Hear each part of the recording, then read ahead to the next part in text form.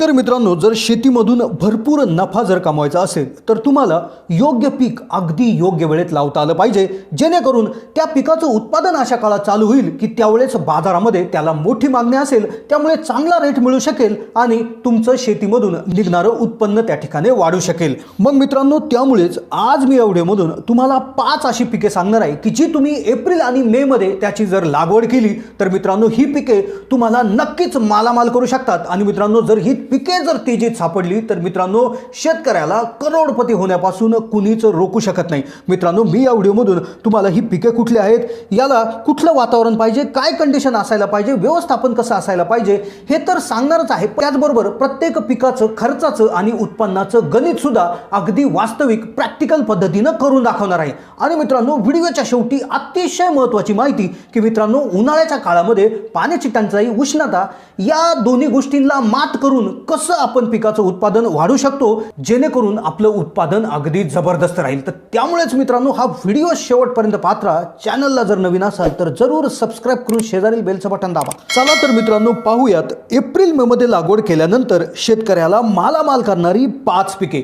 आता मित्रांनो, यामध्ये पहिल्या क्रमांकाचं पीक असतं काकडी। आता मित्रांनो, काकडी या गोष्टीची जी काय डिमांड आहे किंवा मागणी आहे ही बाजारात कधीच कमी होत नसते। मित्रांनो, काकडी ही शरीराला थंडावा देतेच, पण त्याचबरोबर त्वचेला सुद्धा तजेलदारपणा आणण्यामध्ये काकडीचं एक नंबर काम असतं। मित्रांनो, काकडीचं वैशिष्ट्य असं आहे की काकडीचं पीक लावल्यापासून 35 दिवसानंतर काकडी निघायला सुरुवात होते आणि मित्रांनो, तिथून पुढे 35 दिवस ती काकडी त्या ठिकाणी निघत राहते। मग मित्रांनो, काकडीचं जर योग्य व्यवस्थापन जर आपण उन्हाळ्यात करू शकलो तर जबरदस्त उत्पादन, अगदी 15 ते 20 टनापर्यंत सुद्धा उत्पादन अगदी आरामशीर तुम्ही काकडीचं काढू शकता आणि मोठ्या प्रमाणावर पैसा कमवू शकता। आता मित्रांनो, काकडीमध्ये तसे बरेचसे टाईप त्या ठिकाणी येतात। मग त्यामधला पहिला टाईप असतो गावठी काकडी किंवा देशी काकडी। आता मित्रांनो, ही काकडी अशी आहे की हिला थोडासा हिरवा कलर असतो। मग यामध्ये बऱ्याचशा कंपन्यांनी वेगवेगळे वाण त्या ठिकाणी तयार केलेले आहेत। तर या काकडीचं सुद्धा, तर गावठी काकडीचं एकरी 15 ते 20 टन उत्पादन अगदी आरामशीर त्या ठिकाणी निघत असतं।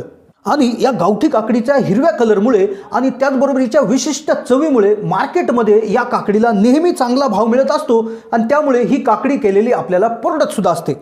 मग आता यामध्ये दुसरी काकडी जी आहे ती मुंबई काकडी किंवा जिला जिप्सी काकडी म्हणतो किंवा मुंबई काकडी असं म्हणतो। तर मित्रांनो, या काकडीसाठी, या काकडीला सुद्धा मोठ्या प्रमाणावर सिटीमध्ये मागणी असते। मित्रांनो, काकडीचं जर एकरी उत्पन्न जर आपण बघायला गेलो तर 15 ते 20 टन हे एकदम सहजपणे ॲव्हरेज उत्पादन निघतं। पण काही शेतकरी 30 टन, 40 टन, अगदी 50 टनापर्यंत सुद्धा काकडीचं उत्पादन घेणारे काही चाणाक्ष शेतकरी आहेत।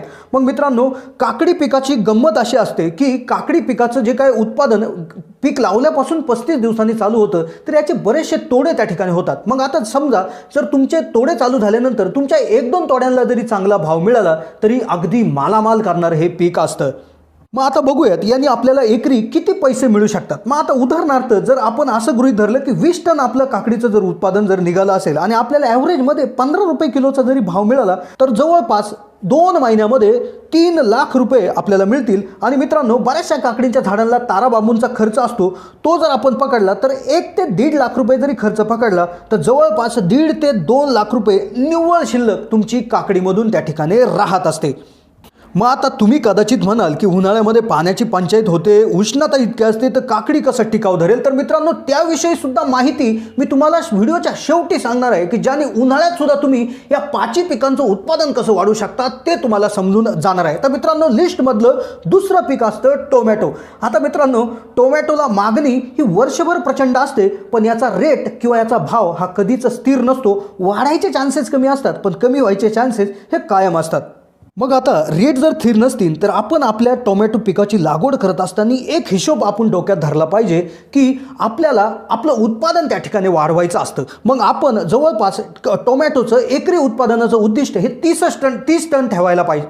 मग मित्रांनो, आपण टोमॅटोचं एकरी उद्दिष्ट 30 टनाचं ठेवलं पाहिजे। मित्रांनो, माझ्या मते जर 30 टनाचं जर उत्पादन त्या ठिकाणी निघत नसेल तर टोमॅटोचा व्यवसाय करून सुद्धा काही फायदा नाही। मित्रांनो, जर तुमच्या टोमॅटोचं 30 टनाचं जर उत्पादन त्या ठिकाणी निघत नसेल तर मग टोमॅटोची शेती करून काहीच उपयोग नसतो. मग आता तुम्ही म्हणाल की एवढं उत्पादन आणण्यासाठी काय करायचं? त्यासाठी सोपी पद्धत असते की आपण एकरी किती रोपे लावतो तर ती अगदी अचूक आपण लावली पाहिजे. तर एका शास्त्रीय अभ्यासानुसार तुम्ही एकरी 10 ते 12,000 रोपं त्या ठिकाणी लावले पाहिजे की रोपं जितके जास्त लावताल तितकं टोमॅटोचं उत्पादन वाढेल आणि त्यामुळे तुमचं सरासरी भावात सुद्धा जबरदस्त पैसे टमाटे तुम्हाला देऊ शकतात.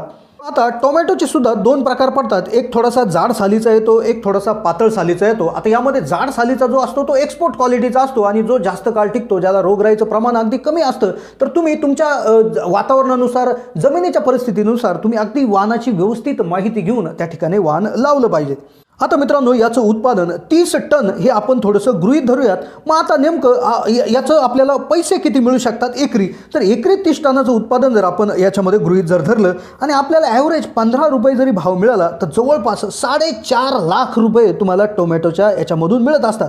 मग आता टोमॅटोला नेमकं थोडंसं खर्चिक पीक असल्यामुळे याला तारा बांबूंचा खर्च असतो. पहिल्यांदा करत असेल तर तारा बांबूंचा खर्च जरा मोठा असतो, पण आणि सगळ्यात महत्त्वाचं म्हणजे याला लेबर पण, तोडा करायला लेबर पण लागत असतो. मग त्यामुळे याला जवळपास 2 ते 2.5 लाख रुपये खर्च जरी आला तरी मित्रांनो एकरी 2 ते 3 लाख रुपये देणारं हे अगदी गॅरंटेड पीक असतं. फक्त याच्यात एकच गोष्ट की 30 टनाचं उत्पादन आपण काढलं पाहिजे. मग आता ते कसं काढायचं, उन्हाळ्यामध्ये कसं काढायचं, तर त्याविषयी तुम्हाला व्हिडिओच्या शेवटी मी माहिती देणार आहे. तर व्हिडिओ पाहत राहा. एप्रिल मे मध्ये लागवड केल्यास शेतकऱ्याला मालामाल करणारं तिसरं पीक, जे की चवीला तिखट असतं पण मित्रांनो शेतकऱ्याच्या तोंडाला गोडी देणारं हे पीक असतं. मित्रांनो, मिरचीमध्ये तशा बऱ्याच व्हरायटी आहेत, पण त्यातली एक व्हरायटी ही सगळ्यात तिखट असते, जिची लांबी जर बघितली तर अतिशय बारीक त्या ठिकाणी याची लांबी येत असते. हिचा कलर सुद्धा डार्क हिरवा असतो. मित्रांनो, याचे जर वाण बघायला गेलं तर सिजंटा कंपनीचं 5531, कलश कंपनीचं 1483, नेत्रा सीडचं अनुष्का, तर असे विविध याच्यामध्ये वाण त्या ठिकाणी येत असतात.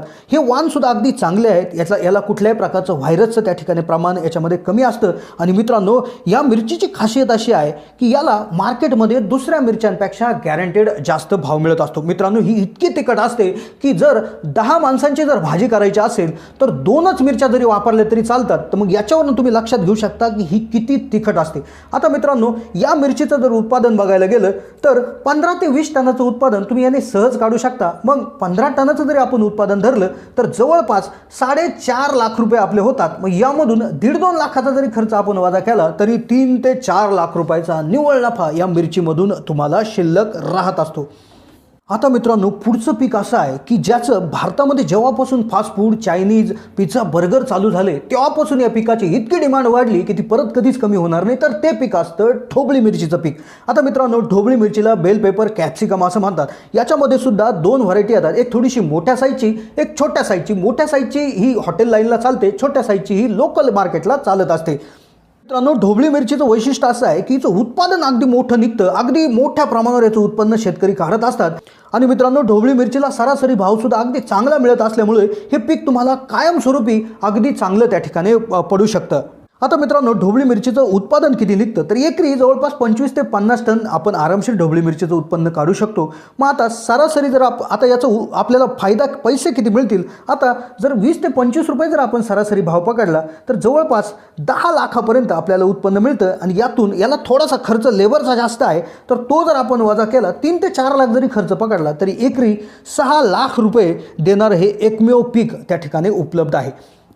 आता मित्रांनो, शेवटचं पीक जे की एप्रिल मे मध्ये लागवड केलं पण ते ज्यावेळेस निघायला येतं तर त्यावेळेस त्याची मागणी सगळ्यात जास्त असते. आता मित्रांनो, हे आहे फुलाचं पीक, हे आहे शेवंती फुलाचं पीक. आता मित्रांनो, जर शेवंती फुलाचं पीक जर आपण एप्रिल मे मध्ये लागलं तर 90 दिवस झाल्यानंतर त्याची फुले तोडणीला येतात आणि जवळपास तिथून पुढे 1 जुलै ऑगस्टमध्ये त्याची फुले चालू होतात. आणि मित्रांनो, त्यानंतरच जसे दिवाळी, दसरा असेल किंवा गणपती असेल तर या काळामध्ये त्याची मोठी डिमांड वाढून जाते आणि अगदी चांगला भाव त्या ठिकाणी मिळत असतो. मित्रांनो, या शेवंतीचं एकरी उत्पादन हे 15 ते 20 टन त्या ठिकाणी असतं. ते कॅरेटमध्ये मोजतात पण टनामध्ये 15 ते 20 टन असतं. पण एकरी 3 ते 4 लाख रुपये देणारं हे पीक अगदी चांगलं असतं. याला थोडासा खर्च जास्त आहे. तर मित्रांनो, ही होती 5 पिके जी की एप्रिल मे मध्ये जर तुम्ही लावू शकलात तर गॅरंटेड मोठा नफा कमवू शकतात. आता मित्रांनो, आता इथून पुढे अतिशय महत्त्वाची माहिती की जर तुम्ही उन्हाळ्यामध्ये उष्णतेशी कसं लढणार, पाण्याच्या टंचाई बरोबर कसं लढणार की जेणेकरून तुमच्या पिकाचं उत्पादन चांगलं होईल आणि मागणीच्या काळात मोठ्या प्रमाणावर तुमचा माल निघू शकेल आणि तुमचं उत्पन्न वाढू शकेल. तर मित्रांनो, त्यासाठी एक गोष्ट तुम्ही करायची आहे, जी काय पिके लावताय त्याला मल्चिंग पेपर वापरायचं आहे. ड्रिप इरिगेशन किंवा ड्रिप त्या ठिकाणी कंपल्सरी आहे. टोमॅटोची जर लागवड करत असाल तर रोपांची संख्या अगदी अचूक असावी, म्हणजेच एकराला 10 ते 12,000 रोपं असायलाच हवी.